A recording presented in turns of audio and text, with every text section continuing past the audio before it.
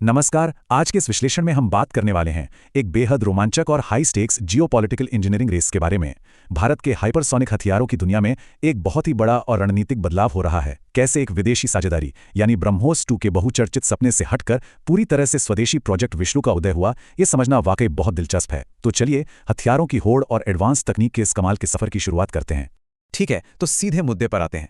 जरा सोचिए, क्या कोई भी मौजूदा एयर डिफेंस सिस्टम मैक 8 यानी मार्च 8 की रफ्तार वाली मिसाइल को रोक सकता है? आज सुपरसोनिक मिसाइलों और दुनिया के सबसे आधुनिक एयर डिफेंस सिस्टम्स के बीच एक जबरदस्त बिल्ली और चूहे का खेल चल रहा है। ये पूरी तरह से फिजिक्स, काइनेटिक वेलोसिटी और रेडार क्रॉस सेक्शन का ऐसा गणित है जहां एक सेकंड का छोटा सा हिस्सा भी जंग के मैदान में हार या जीत तय कर सकता है। भाग 1, हाइपरसोनिक स्पीड, समय की मांग। देखिए, आज के डिफेंस सिस्टम्स इतने ताकतवर हो गए हैं कि ये लड़ाई बिल्कुल डेविड बनाम गॉलियत जैसी हो गई है। अगर हम रूस के ताकतवर S-400 सिस्टम और ब्रह्मोस 1 जैसी बेहतरीन सुपरसोनिक स्टेल्थ मिसाइल के आंकड़ों को देखें तो एकदम साफ तस्वीर सामने आती है। निष्पक्ष रूप से डेटा पर गौर करें तो S-400 का नीबो एम रडार 600 किलोमीटर दूर से ही खतरों को भांप लेता है और एक साथ 300 टारगेट्स को ट्रैक कर सकता है। वहीं एक सुपरसोनिक मिसाइल 10 से 15 किलोमीटर की ऊंचाई पर उड़ती है और इसका रडार क्रॉस सेक्शन 0.01 से 0.1 स्क्वायर मीटर तक बहुत ही कम होता है। लेकिन फिर भी कड़वा सच ये है कि S-400 के इंटरसेप्टर्स की मैक 14 से मैक 15 की शानदार स्पीड के कारण अनुकूल परिस्थितियों में एक बेहतरीन सुपरसोनिक मिसाइल को भी हवा में नष्ट करने की 80 से 95% संभावना होती है। तो फिर इसका रणनीतिक समाधान क्या है? इसका सिर्फ एक ही जवाब है, हाइपरसोनिक वेलोसिटी यानी मैक 5 और उससे भी ज्यादा की गति। इन अत्याधुनिक डिफेंस सिस्टम्स के कड़े रडार से बचने का इकलौता तरीका यही है कि मिसाइल इतनी तेज हो कि दुश्मन के सिस्टम्स को सोचने और रिएक्ट करने का समय ही ना मिले।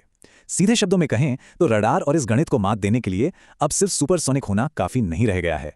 भाग 2, ब्रह्मोस 2 साझेदारी, एक महत्वाकांक्षी योजना। इसी सुपरसोनिक से हाइपरसोनिक की छलांग लगाने के लिए भारत के DRDO और रूस के बीच एक जॉइंट वेंचर सामने आया, जिसे ब्रह्मोस 2 नाम दिया गया। इन दोनों पीढ़ियों का अंतर सच में हैरान करने वाला है।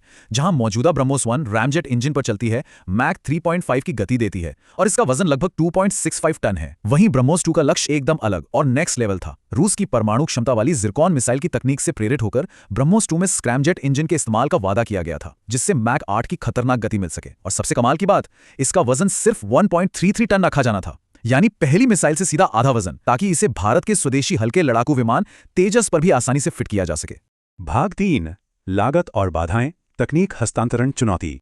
लेकिन जैसा कि हर बड़े प्रोजेक्ट में होता है, इस सफर में भी कुछ बहुत गंभीर अड़चनें आईं। अब इस स्लाइड के बारे में जो बात सबसे ज्यादा दिलचस्प है वो है ये आंकड़ा, $12.5 मिलियन। एक अकेली मिसाइल की इतनी भारी अनुमानित कीमत ने पूरी की पूरी रणनीतिक कैलकुलेशन को ही बदल कर रख दिया। इससे ऐसे समझते हैं, एक तरफ हमारी परखी हुई ब्रह्मोस 1 है, जिसकी कीमत 3 से $4.5 मिलियन है और जिससे बड़ी मात्रा में बनाया जा सकता है। लेकिन दूसरी तरफ ब्रह्मोस 2 की ये जो भारी भरकम लागत है ना, ये इसे बहुत कम मात्रा में बनाने के लिए मजबूर करती है। अब युद्ध की स्थिति में दुश्मन के ठिकानों पर बड़े पैमाने पर सैचुरेशन स्ट्राइक्स करने के लिए इतनी महंगी मिसाइलों का विशाल स्टॉक बनाना आर्थिक रूप से तो बिल्कुल भी प्रैक्टिकल नहीं है। और परेशानी सिर्फ पैसों की नहीं थी, कुछ बड़ी रणनीतिक बाधाएं भी थीं। दरअसल रूस अपनी सबसे एडवांस्ड जिरकॉन स्क्रैमजेट टेक्निक को पूरी तरह शेयर करने से हिचकिचा रहा था। इसके अलावा मई 2025 के ऑपरेशन सिंदूर से मिले सबक बहुत अहम थे। उस दौरान निष्पक्ष रूप से यह देखा गया कि जब किफायती लेकिन बहुत भारी मात्रा में मिसाइलें दागी गईं तो उन्होंने Pakistani HQ-9 air defence system को पूरी तरह से ओवरवेल्म कर दिया, यानी उसे पछाड़ दिया। इस घटना ने एक बात तो साफ कर दी कि एडवांस तकनीक के साथ साथ मिसाइलों का बड़ी संख्या में होना भी उतना ही जरूरी है। भाग 4, स्क्रैमजेट इंजन, एक बड़ी कामयाबी। तो विदेशी तकनीक और इस भारी लागत की समस्या से निपटने के लिए भारत ने क्या किया? उसने अपनी रणनीति में पूर्ण आत्मनिर्भरता की ओर एक बहुत बड़ा कदम उठाया और यहीं पर एंट्री होती है स्क्रैमजेट की। इसे आप हाइपरसोनिक उड़ान का होली ग्रेल कह सकते हैं। ये एक ऐसा एयर ब्रीदिंग इंजन है जहां हवा इंजन के अंदर भी सुपरसोनिक गति से बहती है।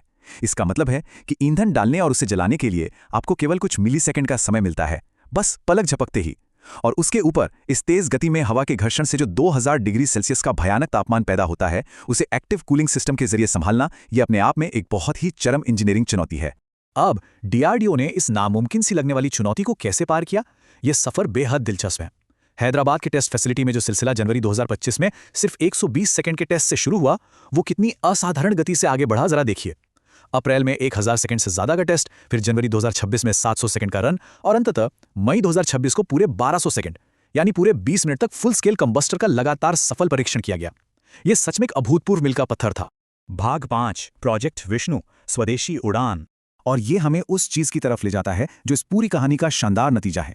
दशकों की स्वदेशी रिसर्च और स्क्रैमजेट इंजन की सफलता ने अंततः प्रोजेक्ट विष्णु को जन्म दिया। इस पूरी तरह से स्वदेशी प्रोग्राम के तहत बनी ETLDCHM यानी extended trajectory long duration hypersonic cruise missile, इसका पैमाना और इसकी विनाशकारी क्षमता रोंगटे खड़े कर देने वाली है। 11,000 किलोमीटर प्रति घंटे या मैक 8 से ज्यादा की रफ्तार, 1500 किलोमीटर से ज्यादा की रेंज, 1000 से 2000 किलोग्राम का भारी वॉरहेड और वो 2000 डिग्री सेल्सियस वाली थर्मल शील्डिंग। जुलाई 2025 में इसके सफल उड़ान परीक्षण ने साबित कर दिया कि ये मिसाइल हवा में उड़ान के बीच ही अपनी गति और दिशा बदलने में पूरी तरह सक्षम है। तो इस पूरी चर्चा का सबसे अहम पॉइंट क्या है? वो ये है कि स्वदेशी तकनीक का असल फायदा क्या होता है।